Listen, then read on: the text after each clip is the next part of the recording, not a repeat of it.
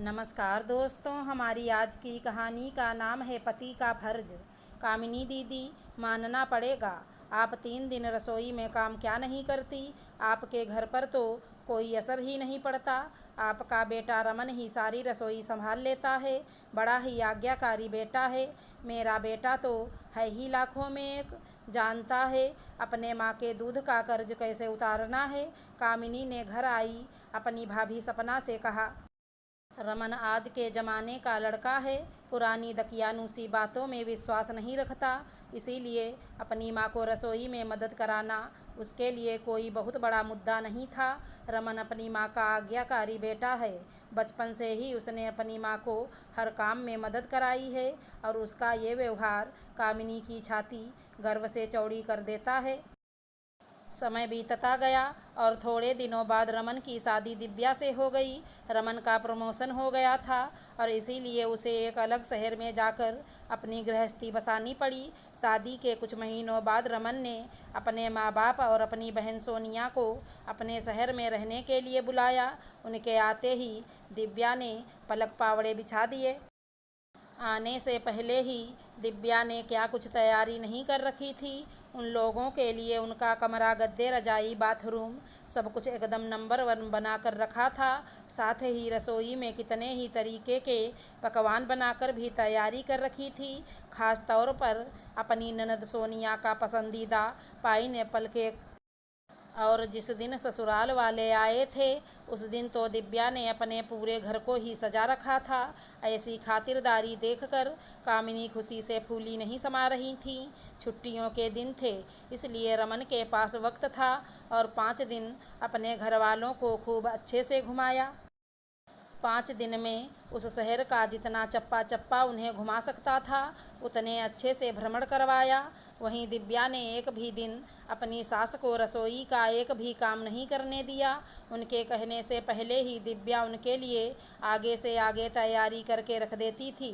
अगले दिन सोमवार था। दिव्या रोज की तरह अपने दैनिक कार्य में लगी हुई थी कि अचानक कढ़ाई का काम करते करते गरम तेल उसकी हथेलियों और पेट के हिस्से पर आ गिरा और गिरा भी इतना तेज कि उसी समय पीछे की पूरी हथेली फफोलों से भर गई। साथ ही पेट का भी एक हिस्सा थोड़ा ज़्यादा जल गया। दिव्या की चीख पुकार सुनकर सभी घरवाले रसोई की तरफ भागे। हाथ और पेट इतना जल चुका था कि अगले 15 दिनों तक तो दिव्या घर का कोई भी काम करने में सक्षम नहीं थी। तुरंत उसे अस्पताल ले जाया गया। भागती दौड़ती दिव्या के जीवन में अचानक से विराम लग गया। दिव्या हादसे से इतनी घबरा चुकी थी कि उसके तेज बुखार भी आ गया था। ऐसे में उसका आराम करना बहुत ज़रूरी था। अचानक से आई इस जिम्मेदारी की वजह से कामिनी जी के हाथ पांव फूल गए। सोनिया अपनी पढ़ाई का बहाना लेकर पहले ही अपने हॉस्टल में जा चुकी थी। जैसे तैसे नाक मुंह चढ़ाकर दिव्या की सास रसोई के काम तो करने लग गई थी, परंतु इसके अलावा भी घर में बहुत काम थे। बाथरूम, कपड़े, डस्टिंग, दिव्या की हर थोड़ी थोड़ी देर में दवाई खाने का काम भी अब बढ़ चुका था। रमन सुबह से ही सारे कामों में लगा रहता था। सुबह से शाम तक दिव्या का ध्यान रखने में वो कोई कसर नहीं छोड़ता था। रमन की माँ चुपचाप घर में होता ये सब काम देखती रहती थी, या यूँ कहें कि रमन के द्वारा घर में इतना काम करना उसे बर्दाश्त नहीं हो रहा था। घर के बाकी काम हों तब तो ठीक था, लेकिन रमन द्वारा बहू के कपड़े धोना कामिनी को जरा भी बर्दाश्त नहीं हुआ। पर क्या कर सकती थी, या तो वो खुद बढ़कर ही ये सब काम करें, लेकिन ये उनके बस की बात भी नहीं थी। यह जानते हुए कि दिव्या खुद ये सब काम करने में सक्षम नहीं है, फिर भी उन्हें अब दिव्या पर ही गुस्सा आने लगा। एक दिन दिव्या की तबीयत पूछने के लिए कामिनी जी की सपना भाभी का फ़ोन आया। शुरुआती बातचीत के बाद कामिनी जी ने मन की भड़ास निकालनी शुरू कर दी। क्या बताऊं भाभी, 15 दिन हो गए बहू की सेवा करते करते। हमारी सेवा तो उसने 4 दिन ही करी होगी। पिछले 15 दिनों से तो मैं ही उसकी खातिरदारी कर रही हूँ और नाम हो गया कि हमारी सेवा करते करते उसका हाथ जल गया। तो क्या अकेली आप ही सारा काम संभालती हैं दीदी? सपना ने पूछा। कहाँ, मेरी अब ऐसी उम्र कहाँ कि सारा काम संभाल सकूं। वो तो मेरा बेटा है जो मेरी बहू की सेवा में लगा रहता है। बेचारा क्या कुछ नहीं करता उसके लिए, गुलाम बना हुआ है उसका। मानोगी नहीं भाभी तुम, उसके नहाने और कपड़े धोने का काम भी रमन ने ही संभाल रखा है।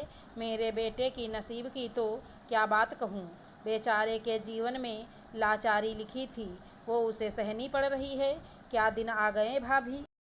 हमारे कुछ हो जाता था तो हमारा पति एक चम्मच भी उठाकर नहीं रखता था, और यहाँ देखो ऐसी भी क्या जली है। जब घर में करने वाले इतने लोग दिख जाएं तो अपने आप ही शरीर अधर तारा तीन तारा बन जाता है। बात कर कामिनी ने फ़ोन रख दिया। फ़ोन रख कर पलटी तो देखा सामने बेटा रमन खड़ा था। माँ, आपने अभी ये सब क्या कहा सपना मामी से। रमन के बोलते ही उसके पिताजी बीच में बोल पड़े। क्या कहा? जो हकीकत वही कहा। लाचार बनाकर रख दिया है बहू ने तो तुझे। 15 दिन होने को आए, हो गई बहुत सेवा। आखिर कब तक इस तरीके से लाचारी भरा जीवन जीता रहेगा। मर्द है, मर्द के काम किया कर। इतनी ही सेवा करना ठीक है। अपने काम वो खुद ही कर लिया करेगी और पाँव में थोड़ी ना लगी है जो चल फिर नहीं सकती, और फिर घर के छोटे मोटे काम तो निपटा ही सकती है। आप दोनों ऐसा सोच भी कैसे सकते हो। आखिर अपनी बीवी की सेवा करने में कैसी लाचारी।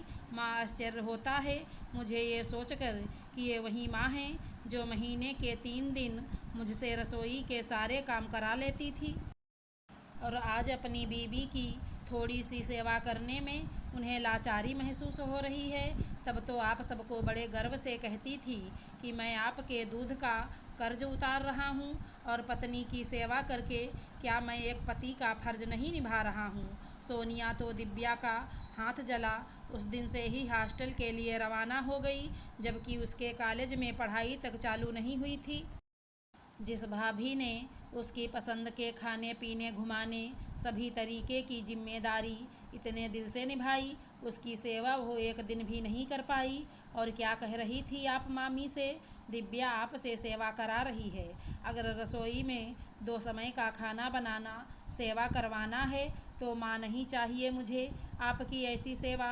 और हाँ, एक बात और, जब बेटा बनकर आपकी आज्ञा का पालन करता था तो मैं आज्ञाकारी बेटा था, और आज पति बनकर 2 दिन पत्नी की सेवा कर दी तो ये लाचारी कैसी। आपको लगता है कि दिव्या का काम करके मैं लाचार हो गया हूँ, तो इतनी लाचारी और सही। खाना भी मैं ही बना लिया करूँगा। मेरी पत्नी को संभालने के लिए मैं ही काफ़ी हूँ। कामिनी जी को भी अपने बेटे से ऐसे बोल की उम्मीद नहीं थी। जिस बेटे को लेकर वो फूली नहीं समाती थी, आज उस बेटे के मुंह से ऐसे कड़वे शब्द सुनकर उसे अपने ऊपर पछतावा हो रहा था। बात साफ थी, जब बेटा माँ बाप की सेवा करे तो आज्ञाकारी कहलाता है, और पत्नी की सेवा करे तो लाचार क्यों कहलाता है। अगर हमारी कहानी पसंद आई हो तो चैनल को लाइक शेयर सब्सक्राइब करें। राधे राधे दोस्तों।